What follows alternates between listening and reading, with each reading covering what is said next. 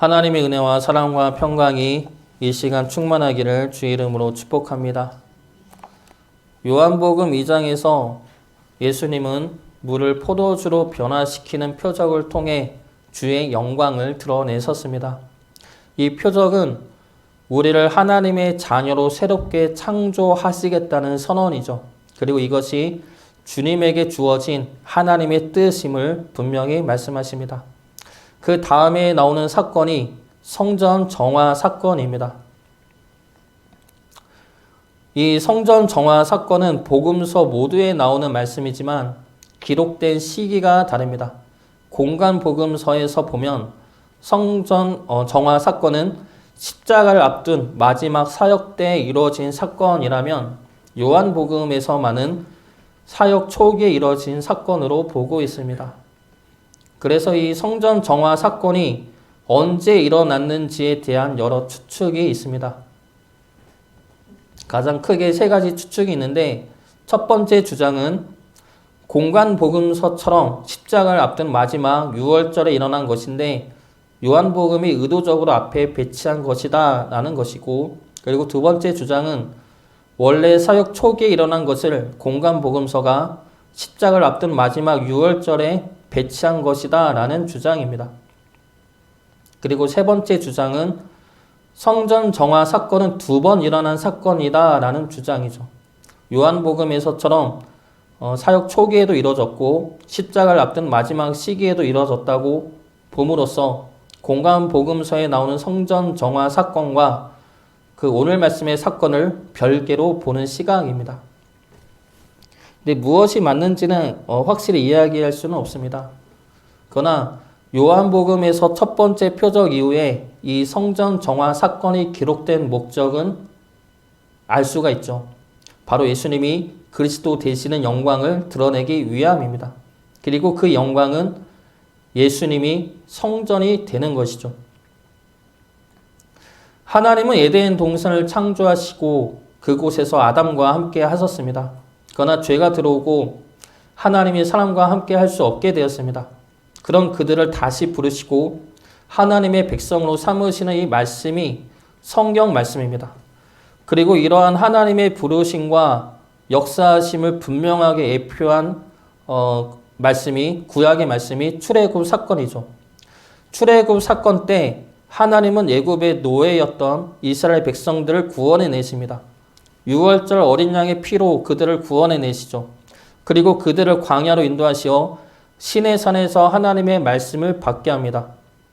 그리고 그 다음에 일어난 일이 무엇입니까? 하나님의 말씀을 받고 난 다음에 출애굽기에서 무엇이 일어납니까? 바로 성막 제작이 일어납니다. 성막은 광야에 있는 이스라엘 백성들 가운데 하나님이 내려오신 사건이죠. 그러므로 이제 하나님이 이스라엘 백성들과 함께 하는 겁니다. 그들과 함께 하시어서 그들의 제사를 받으시고 그들에게 말씀하시고 그들을 이끄시어 하나님의 나라로 나아가는 것입니다. 이것이 성막이죠. 그리고 이 성막이 나중에 성전이 됩니다.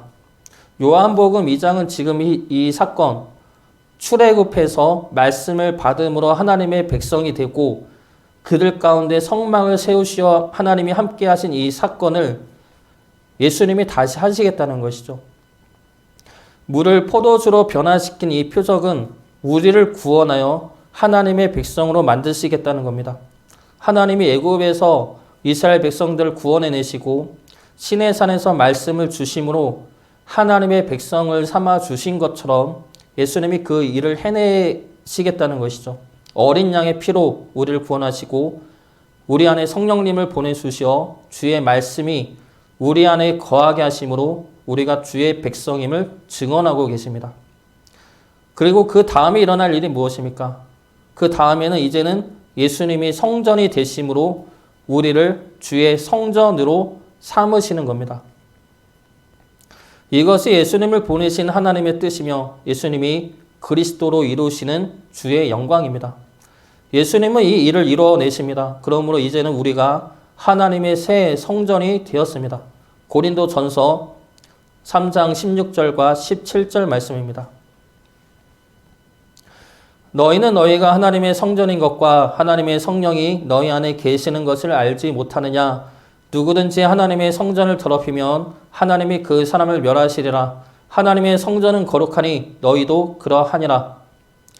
옛 성전은 무너졌습니다. 그리고 이제 우리가 새 성전이 되었습니다.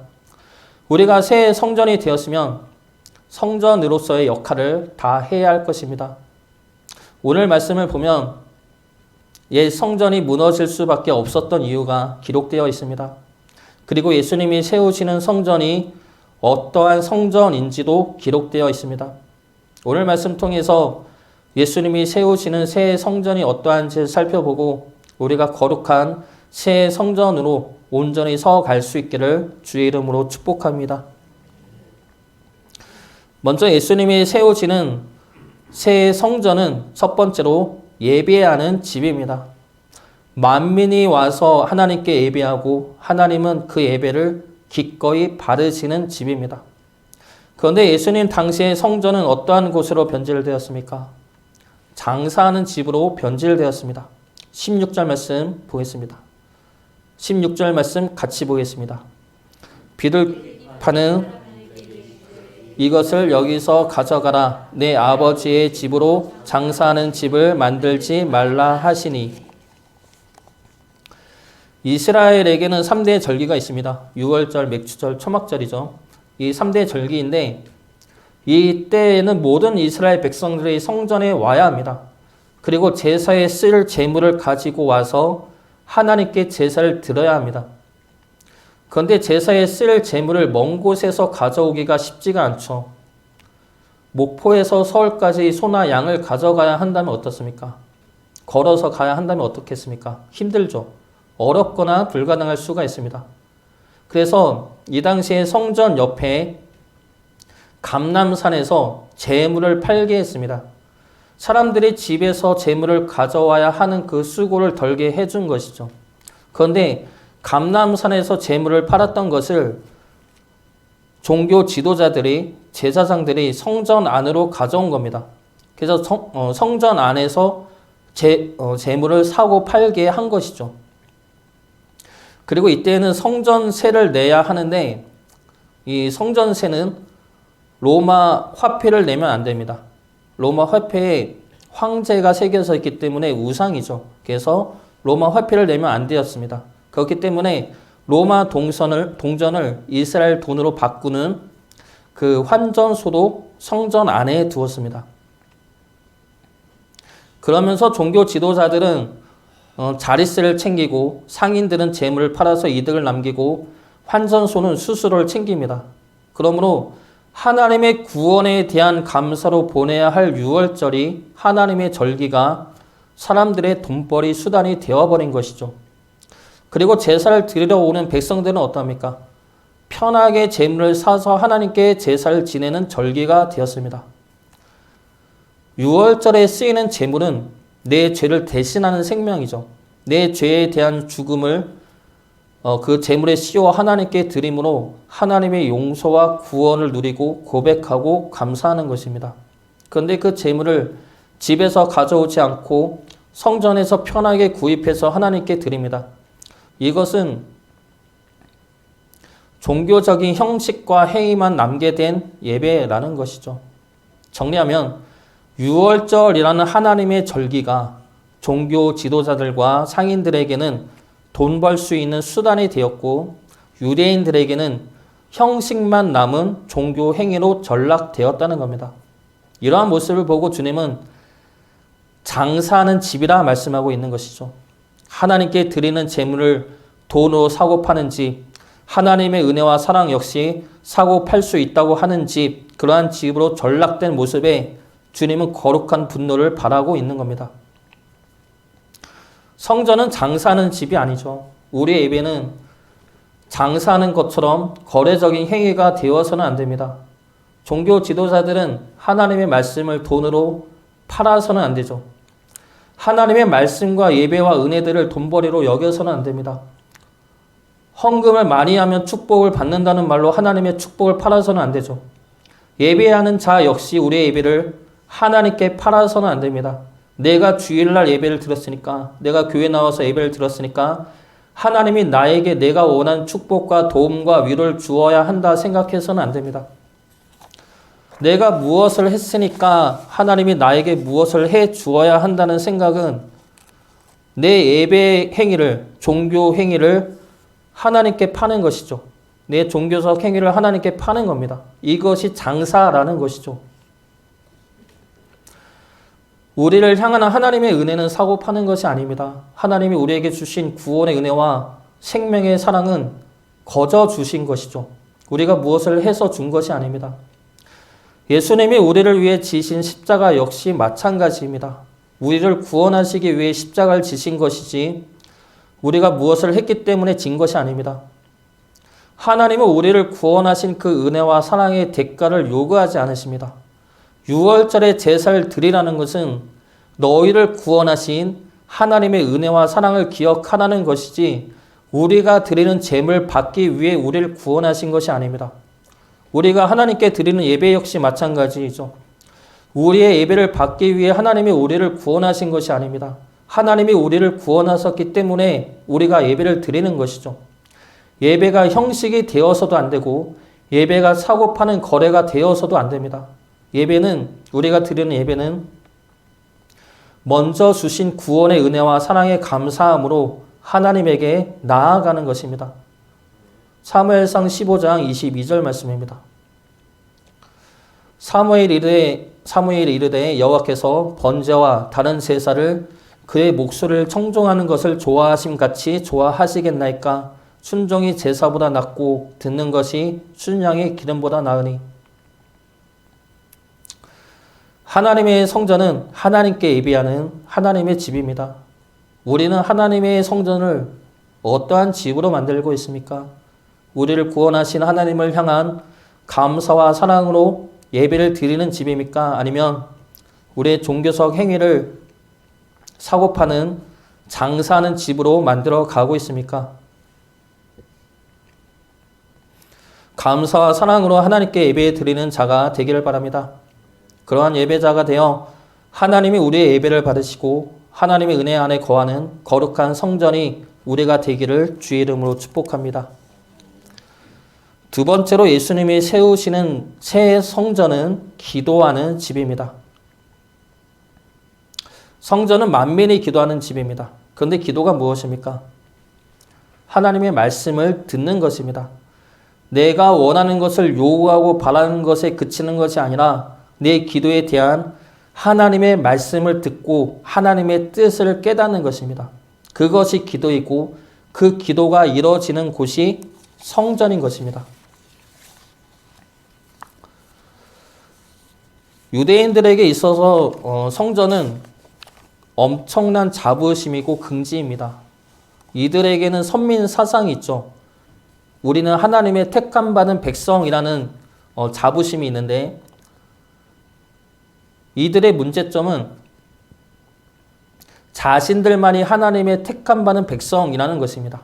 그러면서 이들이 강조하는 것이, 근거를 대고 있는 것이 성전과 율법이죠. 하나님이 우리에게 말씀을 주신 것, 율법을 주신 것은 우리들만이 하나님의 말씀을 받을 만한 백성이기 때문이고 성전이 우리에게 있는 것은 하나님이 우리와 함께 하시는 증거다라는 겁니다. 그래서 이들은 성전을 너무나 사랑했고 성전을 너무나 소중히 여겼습니다. 그런데 문제는 성전 자체를 사랑하고 소중히 여겼다는 것이죠. 그래서 성전을 통한 하나님의 뜻이 무엇인지는 알려 하지 않았다는 겁니다. 이들의 이러한 잘못된 열심이 예수님을 십자가에 매달게 되는 것이죠. 오늘 본문 17절 말씀 보겠습니다. 17절 말씀 같이 보겠습니다. 제자들이 성경 말씀에 주의 선을 사모하는 열심이 나를 삼키리라 한 것을 기억하더라. 이 말씀은 시편 말씀을 인용한 말씀입니다. 시편 69편 9절 말씀입니다. 주의 집을 위하는 열성이 나를 삼키고 주를 비방하는 비방이 내게 미쳤나이다. 이 말씀은 성전을 향한 잘못된 이해와 열성이 주님을 십자가에 못 매달게 십자가에 못 박히게 한 것을 예언하는 말씀이고 동시에 옛 성전을 허물고 예수님을 새 성전으로 세우실 것을 선포하는 말씀입니다.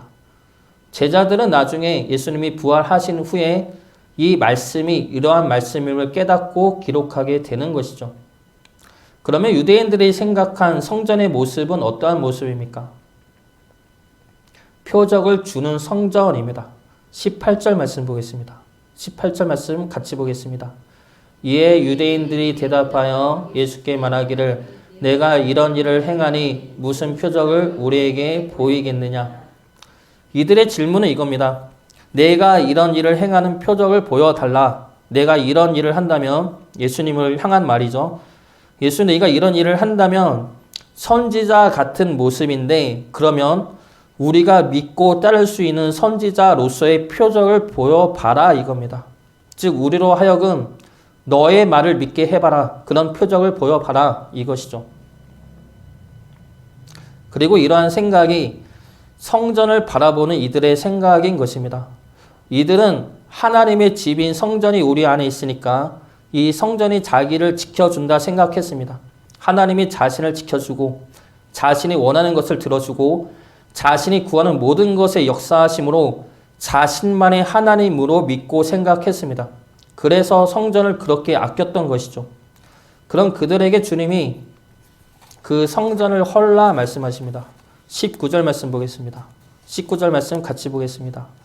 예수께서 대답하여 이르시되 내가 사흘 동안에 일으키리라.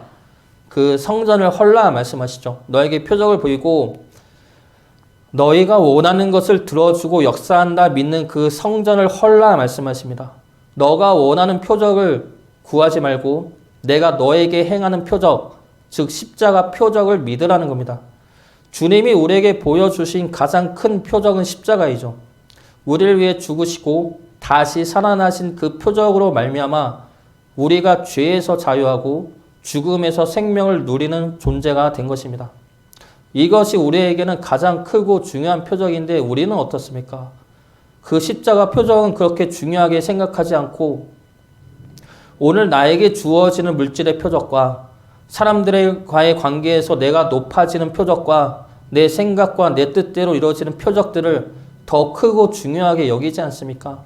그러면서 그 표적을 구하고 그 표적이 이루어져야만 하나님을 향한 믿음이 생긴다고 말하지 않습니까?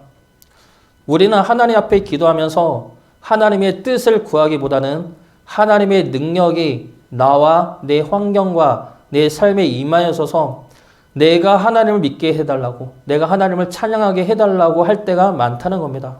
하나님 능력을 보여달라고, 표적을 보여달라고, 그래서 내가 높아지고 내가 원하는 것을 이루고 그래서 내가 하나님을 믿을 수 있고 내가 하나님께 진정으로 예배 드릴 수 있게 하나님의 능력과 표적을 구하고 있다는 겁니다. 그런데 기도는 내가 원하는 것을 구하는 것이 아니죠. 기도는 하나님의 뜻을 깨닫는 것입니다. 우리가 하는 기도 가운데 하나님의 뜻이 무엇인지, 하나님이 원하시는 것이 무엇인지를 깨닫고 그 뜻에 우리 마음을 굴복시키고 확정시켜 나가는 것이 기도입니다. 하나님은 성막을 지으면서 제사장에게 매일 제사를 지내라 말씀하십니다. 그래서 제사장들은 매일 아침 저녁으로 번제와 소제와 전제를 드려야 합니다.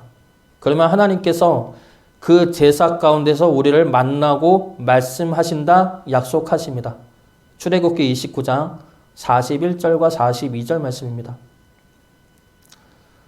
한 어린 양은 저녁 때에 드리되 아침에 한 것처럼 소제와 전제를 그것과 함께 드려 향기로운 냄새가 되게 하여 여호와께 화제로 삼을지니 이는 너희가 대대로 여호와 앞 회막문에서 늘 드릴 번제라. 내가 거기서 너희와 만나고 내게 말하리라. 여기서 회막은 성막이죠. 하나님이 거하시는 성막을 강조할 때는 성막으로 사용이 되고 하나님이 우리와 만난다는 뜻으로 사용이 될 때는 회막으로 사용하고 있습니다. 그래서 여기서 하나님은 성막을 회막이라고 말씀하면서 뭐라고 말씀하십니까? 내가 거기서 너희와 만나고 내게 말하리라 말씀하십니다. 예수님이 세우신 새 성전은 우리가 기도하는 집이며 우리 예배와 기도 가운데 하나님이 우리를 만나시고 말씀하시는 곳입니다.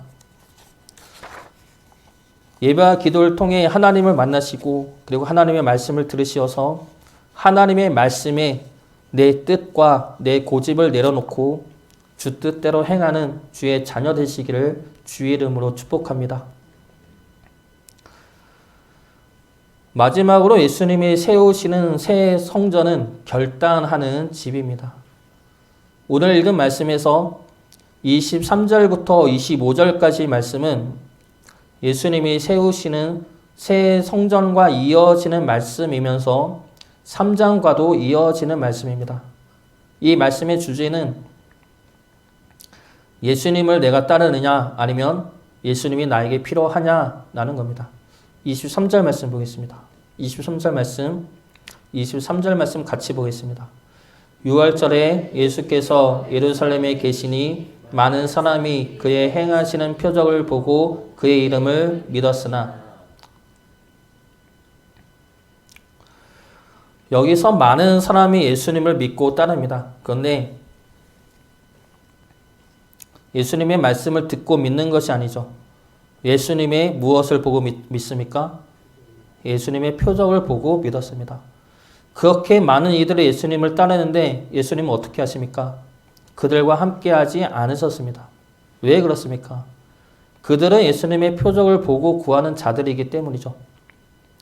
이러한 자들은 예수님이 내 삶에 도움이 되길 구하는 자들입니다. 이들은 예수님의 이름이든 능력이든 어떠한 것이든 내 삶에 도움과 능력이 되기를 구하는 자들이죠. 이들은 자신의 삶의 모습을 바꾸지 않습니다. 이들은 자신의 뜻과 생각을 고치지도 않습니다.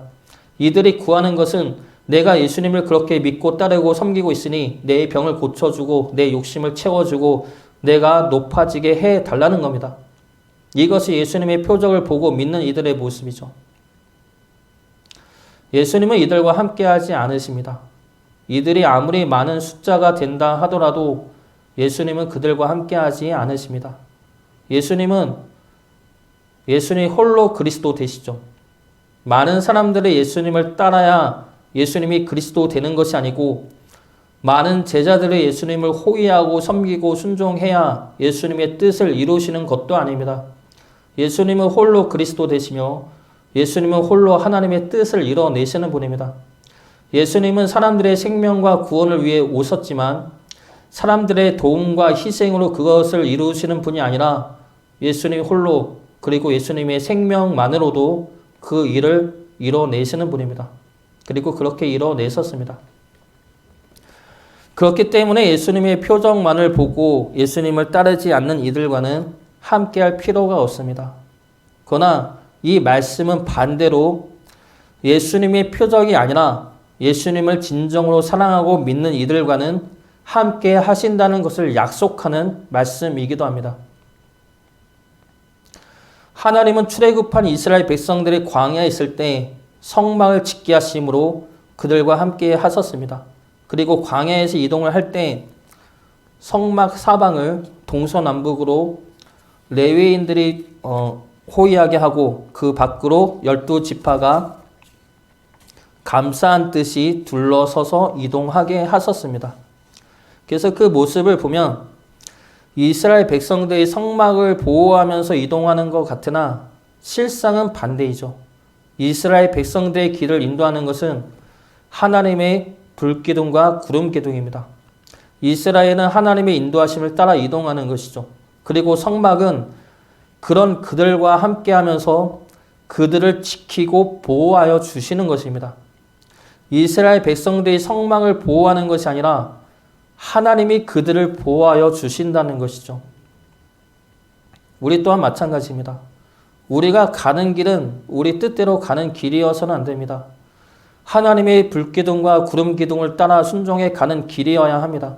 그 길이 우리 뜻과는 달라도 우리 생각과는 달라도 우리는 그 길을 가야 하죠. 그러면 우리와 함께 하시는 하나님이 우리와 동행하시면서 우리를 보호하시고 지켜주신다는 겁니다. 표적이 먼저가 아니라 우리가 주의 길을 가는 것이 먼저라는 겁니다. 예수님은 옛 성전을 허물고 새 성전이 되셨습니다. 그리고 성령님이 우리 안에 계심으로 우리가 곧 새로운 성전이 되었습니다. 그러므로 우리는 우리 스스로 거룩한 성전이 될 수 있도록 우리 안에 죄악된 것들을 치워버려야 합니다. 우리의 신앙 행위를 놓고 하나님과 거래하거나 장사하는 모습을 버리고 하나님의 뜻보다는 내 뜻대로 되기를 바라는 마음을 버리고 주님의 뜻에 순종하지 않으면서 주의 표적과 능력만을 구하는 마음을 버려야 할 것입니다. 그리고 그 안에 거저 주신 은혜에 대한 감사와 사랑으로 하나님을 예배하며 하나님의 뜻을 구하는 기도를 드리며 그리고 주님의 이름을 믿고 순종할 수 있는 결단을 행하여야 할 것입니다. 이러한 것들이 우리 안에 이루어짐으로 우리가 하나님의 거룩한 새 성전으로 온전히 서갈 수 있기를 주의 이름으로 축복합니다.